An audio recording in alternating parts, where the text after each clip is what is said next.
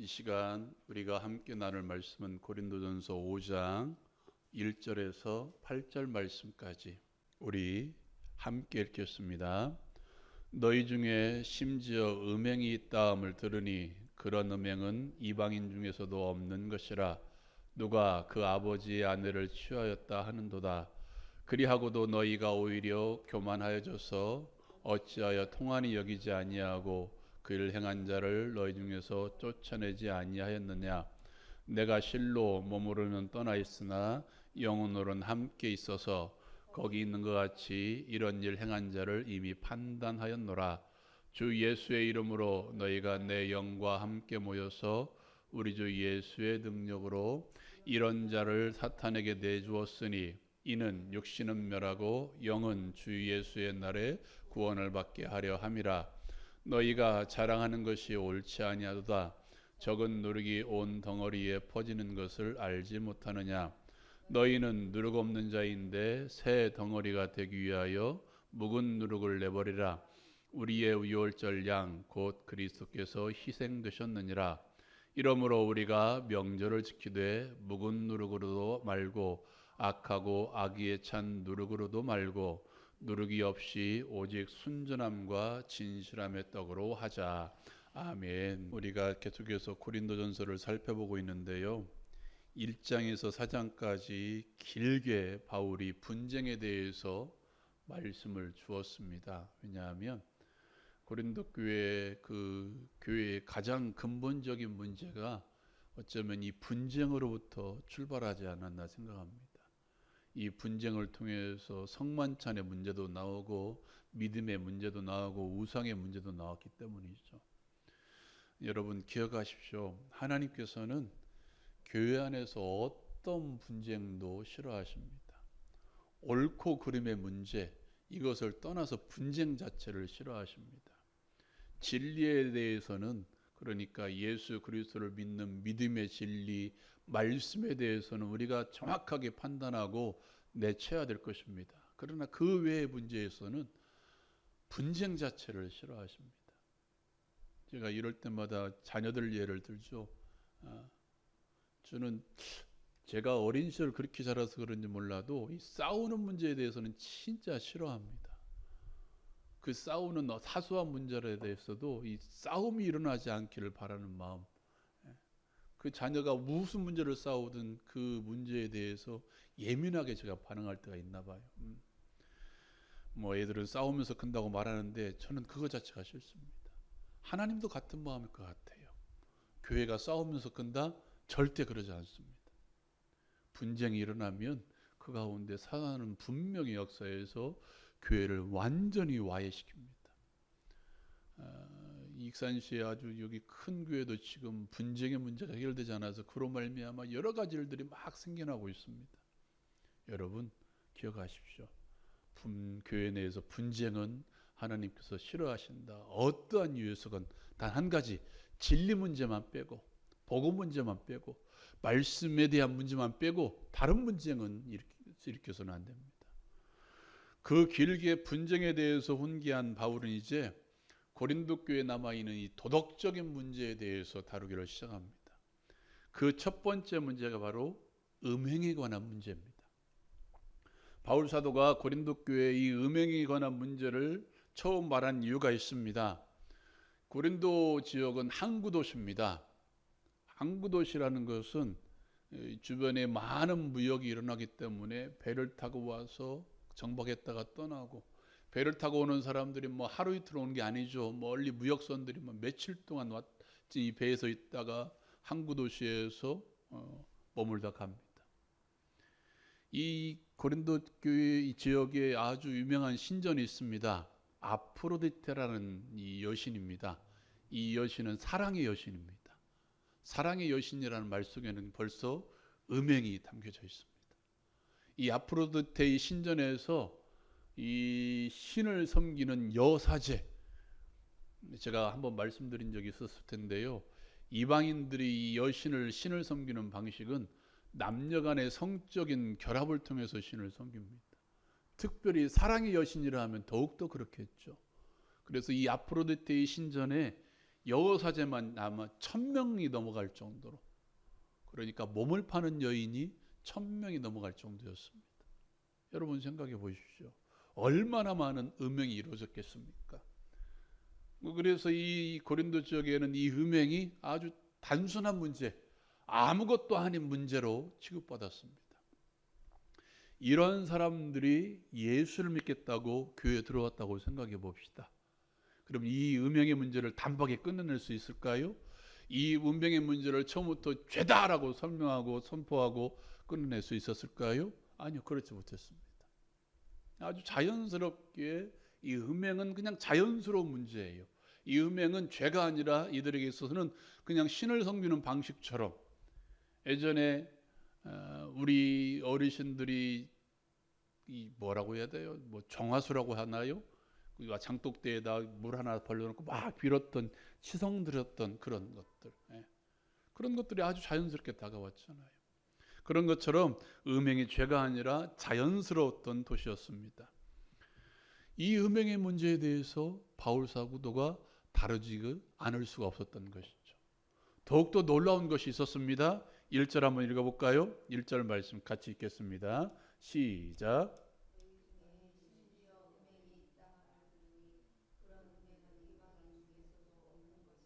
누가 그 아버지의 아내를 취하였다 하는도다. 아멘.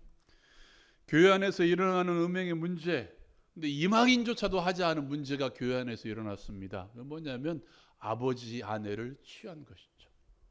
여기 아버지 아내는 친어머니가 아닌 새로 아내를 들인 새어머니나 첩, 그러니까 이 당시에는 공공연하게 일부 다처제가 진행되었던 그런 시대였습니다.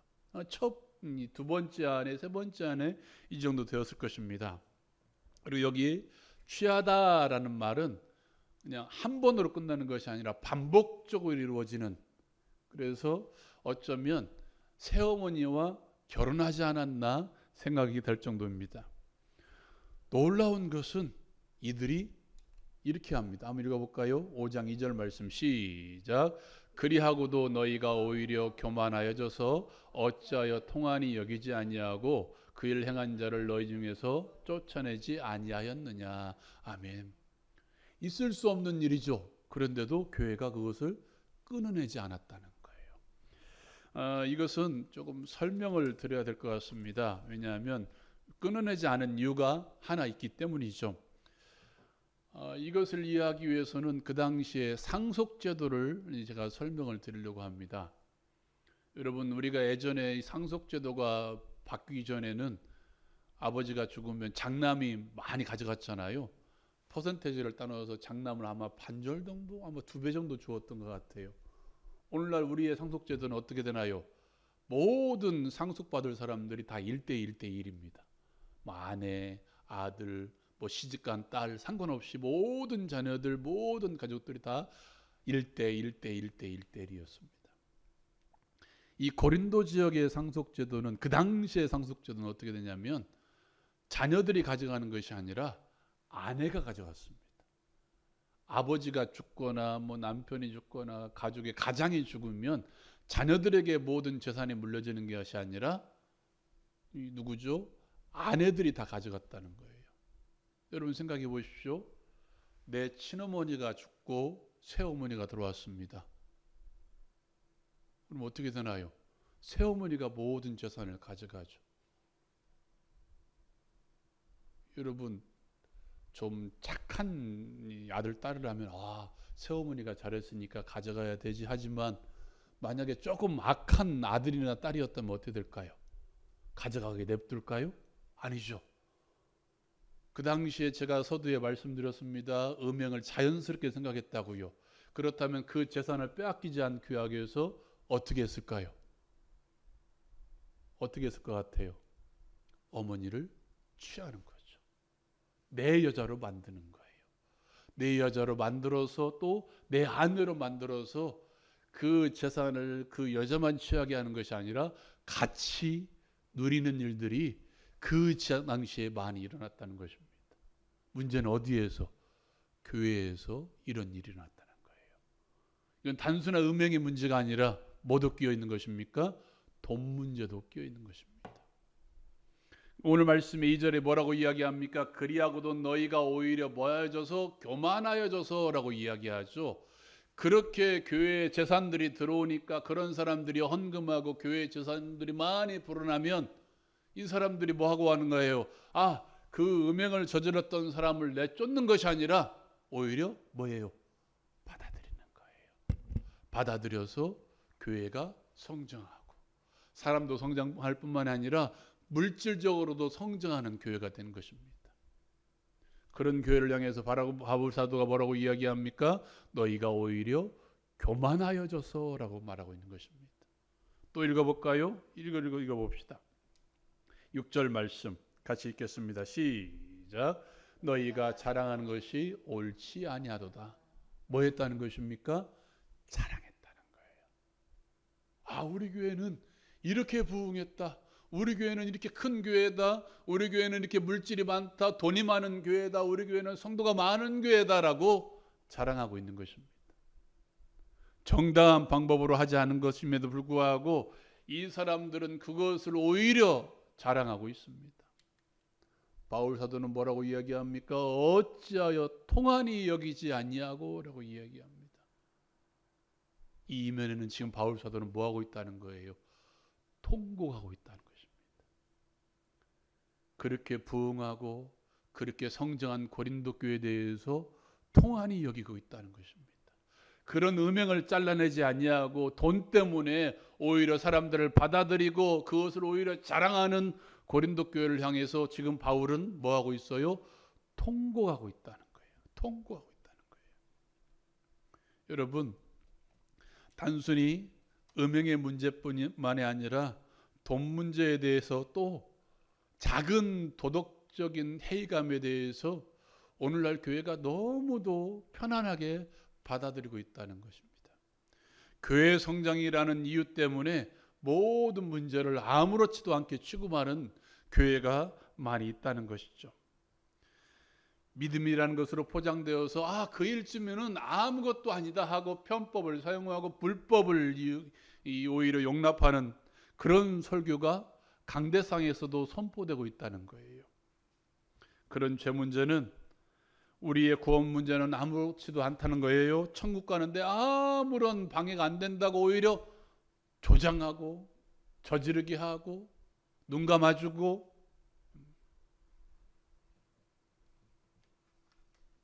가장 큰 게 이 남자들에게 있어서는 뭔가요?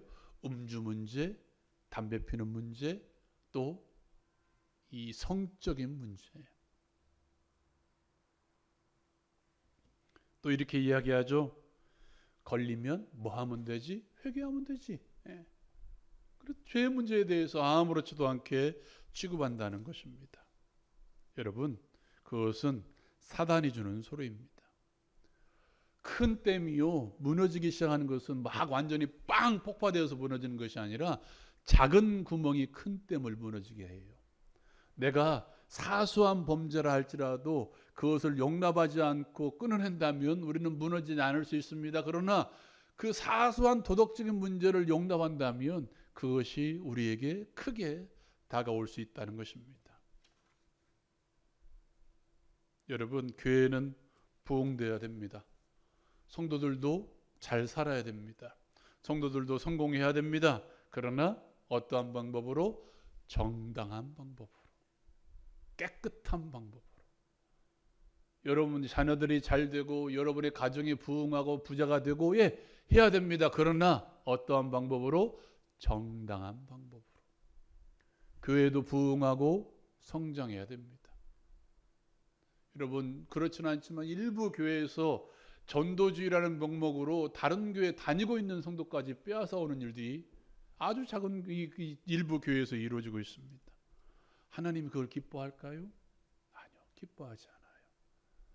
내가 정당치 못한 방법으로 부자가 됐습니다. 하나님이 기뻐할까요? 아니요, 기뻐하지 않아요. 오늘 말씀 다시 한번 읽어볼까요? 6절 같이 읽겠습니다. 시작. 적은 누룩이 온 덩어리에 퍼지는 것을 알지 못하느냐. 아멘. 그런 작은 것이 사람을 망가뜨리게 합니다. 여러분, 이것에 대한 아주 적절한 예가 있습니다. 바로 다윗입니다. 다윗의 일생에 있어서 가장 큰 범죄가 무엇인가요? 밧세바를 범한 사건이죠. 음행의 문제. 음행의 출발이 무엇인 줄 아십니까? 그의 나태함이었습니다. 해마다 첫 해가 되면 항상 왕들은, 그 당시 왕들은 군사들과 함께 전쟁에 참여해야 됐습니다. 왜? 전쟁을 독려하기 위해서. 중간이라면 빠져나와야 될 수 있지만 항상 첫 전쟁에는 항상 함께 했습니다. 근데 다윗은 그렇지 않았어요.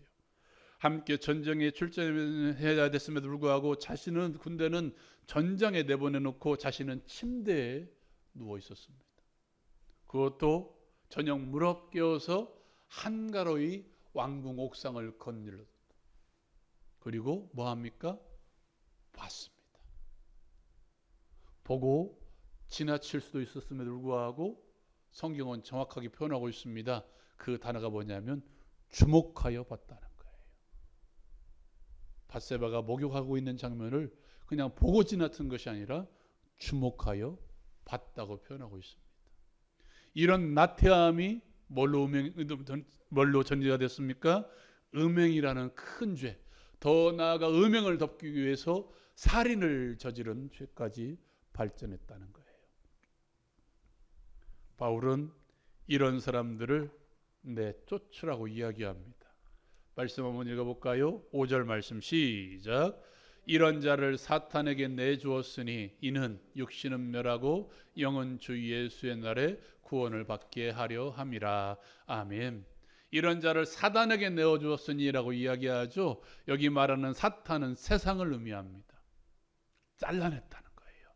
4절 말씀과 이어서 보면 주 예수의 이름으로 너희가 내 영과 함께 모여서 우리 주 예수의 능력으로 이런 자들을 사단에게 내어주었다라고 이야기하고 있어요.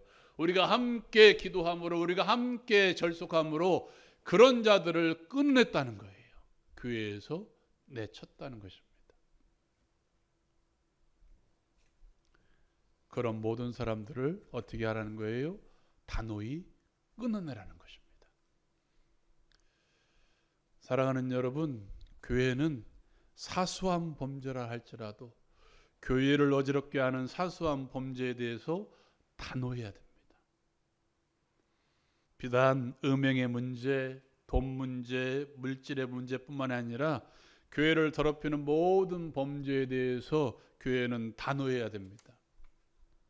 세상 사람들이요, 교회를 가리켜 이기적이라고 이야기해요. 왜 그런 줄 아십니까? 거룩함을 추구하기 때문입니다. 교회에서만 생명을 말하고 있고요, 또 교회에서 이 죄의 문제에 대해서 단호하기 때문이죠. 모든 혐오스러운 범죄를 저지른 사람들을 포함해서 교회는 모든 사람들을 품어주어야 돼요. 죄인들이 회개하고 돌아오면 교회는 품어줄 수 있어야 됩니다. 예, 맞습니다. 그러나 죄를 가지고 있는 그 사람을 품어주어서는 안 됩니다. 그 죄 문제에 대해서 단호해야 되기 때문이죠. 죄까지 품고 이해하고 넘어가라는 소리가 아닙니다. 그들을 사랑함으로써, 정말 교회가 사람들을 사랑한다면 그 사람을 사랑함으로써 그 죄를 끊어낼 수 있도록 도와주는 게 바로 교회예요. 교회. 이것이 진짜 사랑이죠. 나도 마찬가지입니다. 내가 정말 나를 사랑한다면 나에게 있는 사소한 것이라 할지라도 나를 사랑한다면 끊어낼 수 있어야 된다는 거예요. 여러분, 하나님의 양면성을 기억하십시오. 자비로우신 하나님이면서도 의로우신 하나님이십니다. 우리를 너무도 사랑하셔서 우리를 구원하시려는 하나님의 사랑, 그러나 우리의 죄 문제를 그냥 둘 수 없어서 예수 그리스도를 통해서 우리 죄 문제를 해결하시고 예수와 함께 그 정과 욕심을 십자가에 못 박게 하시는 하나님이십니다. 그러므로 교회는 묵은 누룩과 같은 모든 더러운 것들을 당장에 끊어낼 수 있어야 됩니다. 말씀 한번 읽어볼까요? 5장 7절 말씀 같이 읽겠습니다. 시작. 너희는 누룩 없는 자인데 새 덩어리가 되기 위하여 묵은 누룩을 내버리라. 우리의 유월절 양 곧 그리스도께서 희생되셨느니라. 아멘. 여러분, 묵은 노력을 내버리십시오. 묵은 누룩과 같은 죄를 버리십시오. 우리는 그리스도 안에서 새 덩어리가 된 사람들입니다. 새로운 피조물이 되었습니다. 예수 그리스도의 영적인 가족 공동체가 되었어요. 나만 잘하면 되지? 아니요. 나만 잘하면 되지 않아요. 우리는 거룩한 신부, 순결한 신부가 되어야 됩니다. 왜 묵은 누룩을 내버려야 됩니까? 오늘 말씀에 있습니다. 우리의 유월절 양 곧 그리스도께서 희생되셨다고 이야기합니다. 나 같은 것 구원하시기 위해서, 나 같은 것 죄 문제 해결하시기 위해서 하늘의 아버지 되시는 하나님 아버지의 아들 되시는 예수께서 나를 위해서 십자가를 지셨어요. 나 같은 것 구원하기 위해서.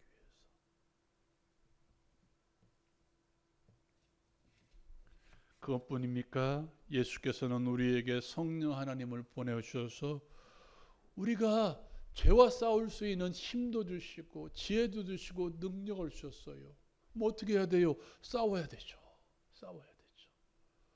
교회를 거룩하게 하기 위해서 성령 하나님을 보내주셔서 끊임없이 죄를 끊어내게 하셨어요. 그럼에도 불구하고 우리가 여전히 싸우지 아니하면 나도 싸워야 되고 교회도 싸워야 됩니다.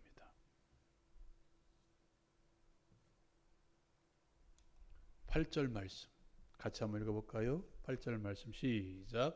이러므로 우리가 명절을 지키되 묵은 누룩으로도 말고 악하고 악의에 찬 누룩으로도 말고 누룩이 없이 오직 순절함과 진실함의 떡으로 하자. 아멘. 그러므로 우리가 명절을 지키되, 어떤 명절이요? 유월절이겠죠. 앞에 유월절을 말했으니까. 유월절이 어떤 명절입니까? 이스라엘 백성들을 애굽에서 구원하시기 위해서 마지막 베풀었던 이 재앙이 이 장자의 재앙 아니었습니까? 어린 양의 피를 바를 때 이 저주가 넘어가게 하신 그 사건이 유월절 아닙니까? 우리의 유월절 양 대신 예수께서 우리를 위해서 죽어주셨지 않습니까? 그러므로 우리에게는 항상 뭐가 됩니까? 명절이죠. 나를 위해서 희생하신 예수 그리스도를 통해서 우리는 날마다 명절을 지키는 사람들 아닙니까? 그렇다면 어떻게 해야 돼요? 묵은 누룩으로 하지 말아야 됩니다. 악하고 악의에 찬 누룩이 아니라 어떤 누룩으로? 순절함과 진실함의 떡. 아무것도 섞이지 않는 순절함과 진실함의 떡으로 항상 하나님께 감사할 수 있는 사람들. 그러므로 우리는 항상 뭘 추구해야 돼요? 순전함을 추구할 수 있어야 되고 진실함을 추구할 수 있어야 됩니다. 우리는 순전한 사람이 되어야 된다는 거예요. 우리는 어떤 사람들? 진실한 사람들. 말을 할 때에도 행동을 할 때에도 어떤 삶을 살지라도 진실한 삶, 깨끗한 삶, 순전한 삶. 예수께서 그런 삶을 살도록 나를 위해서 죽어주셨다는 사실입니다. 여러분 기억하십시오. 그리스도 안에 있는 우리의 매일의 삶이 명절입니다.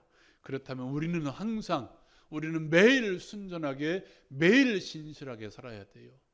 내가 이만큼 살았으면 됐다. 아니요. 우리는 매일 순전하게, 매일 진실하게 살아야 돼요. 교회 또한 매일 순전하게, 매일 진실하게 서 있어야 됩니다. 이것이 교회가 추구해야 되는 공동체이며 내가 살아야 될 그리스도인의 삶의 모습입니다. 우리의 거룩성을, 우리의 순전함을 해치는 모든 더러운 것들을 내버리고 하나님을 쫓지 못하게 하는 모든 우상들을 제거함으로써 예수만 따르는 교회, 예수만 따르는 그리스도인, 예수만 따라서 순전하게 살고 진실하게 살아가는 우리 모두가 되기를 주님의 이름으로 축원드립니다. 기도하겠습니다. 사랑하는 여러분, 우리 함께 기도합시다. 나를 구원하시기 위해서, 나를 거룩하게 살아가게 하기 위해서 예수께서 죽으셨습니다. 예수께서는 나에게 그 정과 욕심을 날마다 십자가에 못 박도록 요청하고 있습니다. 여러분 정말 예수를 믿습니까? 그렇다면 순전한 사람들이 됩시다. 정말 예수를 믿는다고 자부하십니까? 그렇다면 진실된 삶을 살게 해달라고 기도합시다. 교회뿐만 아니라 나의 삶도 예배당에서뿐만 아니라 가정에서도 직장에서도 어떤 곳에서도 순전한 사람, 순결한 사람, 진실한 삶이 되게 해달라고 기도합시다. 그리함으로써 하나님이 기뻐하시는 거룩한 교회, 거룩한 그리스도인이 되게 해달라고 시간을 우리 함께 기도합니다. 또 나가 육신의 질병이 있습니까? 마음의 무거운 짐이 있습니까? 영혼의 나약함이 있습니까? 함께 기도합시다. 주께서 역사하심으로써 우리의 모든 질병들, 우리의 모든 육체의 나약함들, 우리의 모든 마음의 무거운 짐들을 해결해 주실 줄로 믿습니다. 이 시간 주여 한번 힘있게 부르짖고 우리 함께 기도합니다.